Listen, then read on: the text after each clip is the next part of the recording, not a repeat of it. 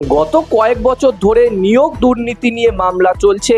প্রাক্তন শিক্ষামন্ত্রী পার্থ চট্টোপাধ্যায় সহ অনেক উচ্চপদস্থ আধিকারিকরা গ্রেপ্তারও হয়েছেন এই নিয়োগ দুর্নীতি মামলায়। যদিও পরে তারা জামিনে মুক্তিও পেয়েছেন, তবে শুরু থেকেই একটা প্রশ্ন সবার মনেই উঠেছিল, রাজ্যের বুকে এত বড় একটা দুর্নীতি হয়ে গেল এবং তৎকালীন মুখ্যমন্ত্রী মমতা বন্দ্যোপাধ্যায় কোনো হদিসই পাননি।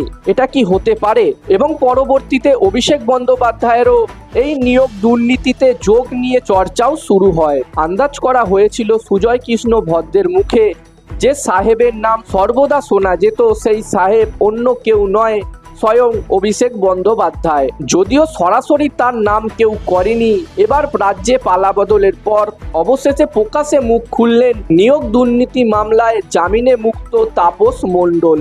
বিস্ফোরক দাবি করেছেন তাপস মণ্ডল। তার কথায়, আমি মোট নগদে 19 কোটি টাকারও বেশি দিয়েছি। আমি একটা ডায়েরি মেনটেন করতাম, যেখানে কত টাকা দিলাম এবং কত টাকা নিলাম সেই ডায়েরিতে লিখে রাখতাম, এবং টাকা না দিলে ভেরিফিকেশন আটকে দেওয়া হতো। কালীঘাটের কাকু বলতেন, টাকার জন্য চাপ দিচ্ছেন সাহেব। আমি কুন্তলের হাতে টাকা পাঠাতাম এবং কুন্তল সেই টাকা পৌঁছে দিত সুজয় কৃষ্ণ ভদ্রের হাতে। এখানে প্রশ্ন হচ্ছে, কে এই সাহেব? তাপস মণ্ডলের দাবি, এই সাহেব আর কেউ নয়, স্বয়ং অভিষেক বন্দ্যোপাধ্যায়। তিনি বলেন, অভিষেক বন্দ্যোপাধ্যায় এই নিয়োগ দুর্নীতি কাণ্ডের মাস্টার মাইন্ড। অভিষেকের নির্দেশ ছাড়া এত বড় দুর্নীতি হতে পারে?